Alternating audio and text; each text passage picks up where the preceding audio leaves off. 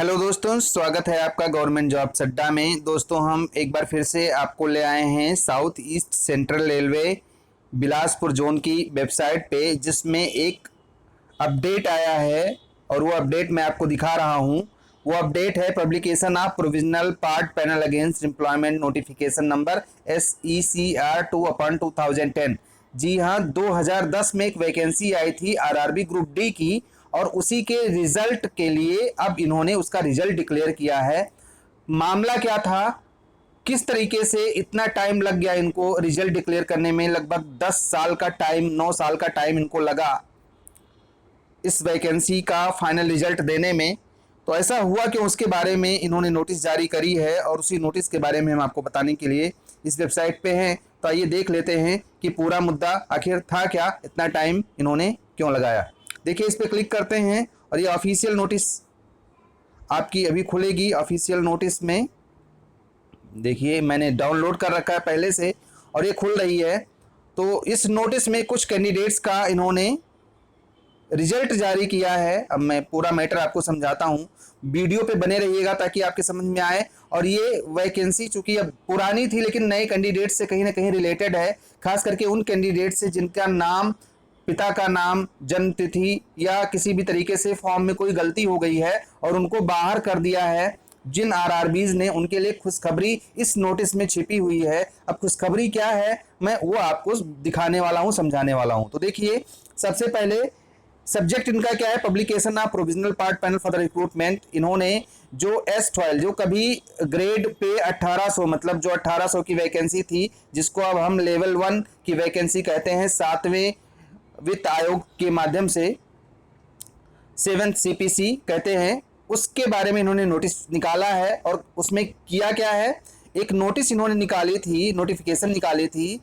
2010 में, जिसका 15/12/2010 मतलब 15 दिसंबर 2010 को नोटिस आई थी। और उसके रिलेटेड इनका केस हो गया था उसमें। और हुआ क्या था, कुछ कैंडिडेट्स के नाम गलत हो गए थे, कुछ कैंडिडेट्स के फादर नेम गलत हो गए थे, कुछ का डेट ऑफ बर्थ गलत हो गया था। ऐसे ही छोटी छोटी गलतियों पे इन्होंने क्या किया था, कैंडिडेट्स को बाहर कर दिया था। उसके रिगार्डिंग इन्होंने डिटेल दी है कि अब क्या हुआ है। तो देख लीजिए इसको। कह रहे हैं कि इसका मैटर गया था हाई कोर्ट, फिर हाई कोर्ट से सुप्रीम कोर्ट, और सुप्रीम कोर्ट से अभी जल्दी ही ऑर्डर आया है। उसका ऑर्डर तो आ गया था 27 नवंबर को ही। इन्होंने इतना टाइम लगा दिया रिजल्ट डिक्लेयर करने में। 17 कैंडिडेट्स का रिजल्ट आया है, जिसमें अनरिजर्व कैटेगरी के 1 कैंडिडेट, ओबीसी के 14 और एससी कैंडिडेट 12, सॉरी 2 कैंडिडेट ये ऐसे हैं जिनको अब इन्होंने सिलेक्ट किया है। और कह रहे हैं कि ये जो सिलेक्शन है, ये purely supreme court of India के ऑर्डर के अंतर्गत है। अब ये था क्या मैटर, समझ लीजिए।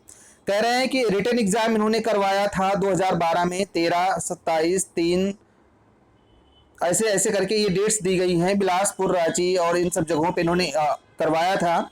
उसके बाद में जो कैंडिडेट्स पास हुए थे, उनका फिजिकल एफिशिएंसी टेस्ट करवाया गया था 15/10/2012, 9/11/2012, इन सब डेट्स में। और डॉक्यूमेंट वेरिफिकेशन और मेडिकल एग्जामिनेशन हुआ था 17/12/2012, यानी 17 दिसंबर 2012 को इन्होंने बिलासपुर, रायपुर और नागपुर में इनका डॉक्यूमेंट वेरिफिकेशन और मेडिकल एग्जामिनेशन करवाया।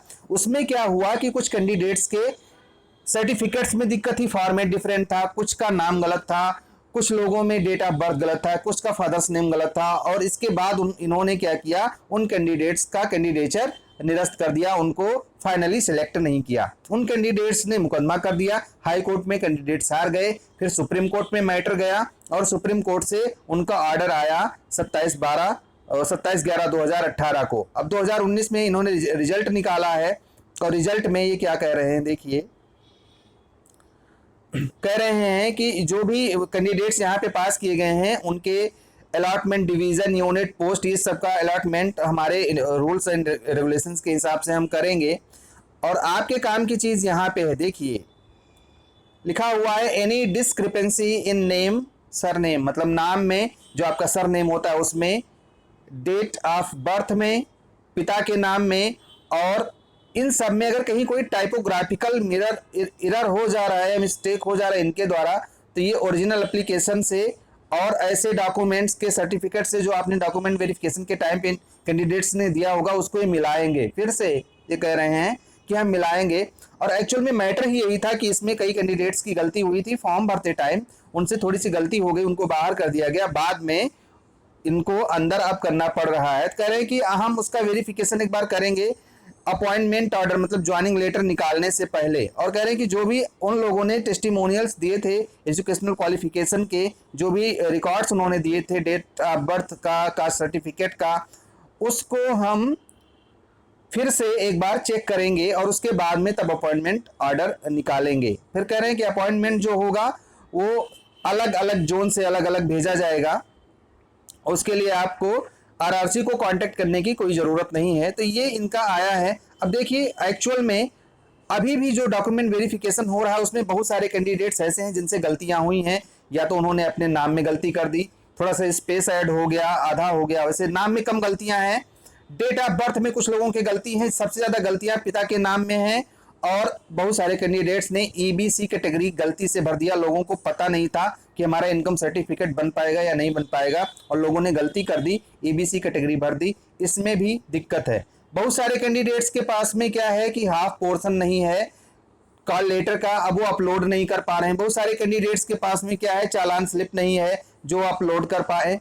अपलोड करने के लिए उनके पास वो चालान स्लिप नहीं, क्योंकि बहुत सारे कैंडिडेट्स ऐसे थे जिन्होंने ऑनलाइन एप्लीकेशन मतलब ऑनलाइन फी सबमिट किया था, और ऑनलाइन सबमिट करने के नाते उनके पास किसी भी तरीके से उसका कोई प्रिंट नहीं है। हालांकि प्रिंट उनको ले लेना चाहिए था, लेकिन उन्होंने प्रिंट आउट नहीं लिया अपने चालान का, और अब वो उनके पास नहीं है तो वो उसको अपलोड नहीं कर पा रहे हैं। तो एक तो दिक्कत ये है। दूसरी दिक्कत ऐसे कैंडिडेट्स के लिए है जिनके पास हाफ पोर्शन नहीं है। अब हाफ पोर्शन चाहे अपर हो लोअर, जो भी उसका मुद्दा नहीं है, मतलब हाफ पोर्शन उनके पास है ही नहीं और वो अनिवार्य रूप से मांगा गया है। ऐसे कैंडिडेट्स, बहुत सारे कैंडिडेट्स ऐसे हैं जिनको बहुत सारे जोन्स में अलाउ कर दिया गया है और बहुत सारे जोन्स में उनको बाहर कर दिया गया, कुछ जोन्स में इसको मांगा ही नहीं गया। तो ये डिस्क्रिपेंसी अगर है तो आपको छूट मिलनी तय है, ना यहाँ से मिलेगी तो हाई कोर्ट, सुप्रीम कोर्ट, कहीं ना कहीं से मिलेगी, आपकी नौकरी जाएगी नहीं। कुछ कैंडिडेट्स ऐसे हैं जिन्होंने बताया कि ईबीसी के नाते बाहर कर रहे हैं, क्योंकि उन्होंने क्या किया था, फीस में छूट ले ली थी, मतलब ईबीसी कैटेगरी दिखा करके गलती से उन्होंने फीस कम पे किया तो उनको भी बाहर कर रहे हैं, ये कंडीशन हुई थी। और कुछ लोगों के नाम में जहाँ पे स्पेलिंग गलत थी वहाँ पे कुछ जगहों पे एफिडेविट अलाउ कर रहे हैं पिता के द्वारा और बच्चे के द्वारा, मतलब दोनों लोगों के द्वारा एफिडेविट लग रहा है उसको अलाउ कर रहे हैं। कुछ जगहों पे क्या कर रहे हैं, ये बिल्कुल अलाउ नहीं कर रहे हैं, और एफिडेविट अलाउ ना करना इनकी बहुत बड़ी कमी है, और इसके नाते भी बहुत सारे कैंडिडेट्स बाहर हुए हैं। खास करके अहमदाबाद रीजन में सुनने में आया है कि 10-12 कैंडिडेट्स इसके नाते बाहर हुए। तो ये जो भी कंडीशंस आप लोगों के साथ हो रही हैं, ये इन्होंने झेला था इन कैंडिडेट्स ने, और आज इनको फाइनली ऑर्डर मिला है। और देखिए इन्होंने ये रिजल्ट निकाला है ऐसे कैंडिडेट्स का, ये देख लीजिए। तो अगर आपके साथ में भी ये दिक्कत है तो मान लीजिए कि ये जो ऑर्डर आया है सुप्रीम कोर्ट का, इस ऑर्डर के आधार पे आपको रिलीफ मिलना तय है हाई कोर्ट से, और आपकी नौकरी कहीं जाने वाली नहीं है। ये आपसे डायरेक्टली रिलेटेड ना होकर के इनडायरेक्टली रिलेटेड है कि अगर छोटी मोटी गलतियों पे आपकी नौकरी जा रही है तो वो नहीं जाएगी, और आपको भी इस तरीके से इन्हीं कैंडिडेट्स की तरीके से देर से ही सही लेकिन नौकरी मिलेगी, और आपकी सीनियरिटी भी कायम रहेगी। क्योंकि यहाँ पे इन्होंने सीनियरिटी के बारे में कहा है कि ऐसे कैंडिडेट्स जो यहाँ पे ज्वाइन करेंगे उनको सीनियरिटी लिस्ट में ऊपर रखा जाएगा। तो ये जानकारी थी जो कि इन्होंने 24/4/2019 को अपलोड किया है। तो दोस्तों इस वीडियो में इतना ही, मिलता हूँ फिर किसी वीडियो में। अगर आप इस चैनल पे नए हैं तो चैनल को सब्सक्राइब कर लीजिएगा, बेल आइकॉन दबा दीजिएगा, ताकि हमारे अपडेट्स जो कि ऑथेंटिक होते हैं आप तक सबसे पहले पहुँच जाया करें।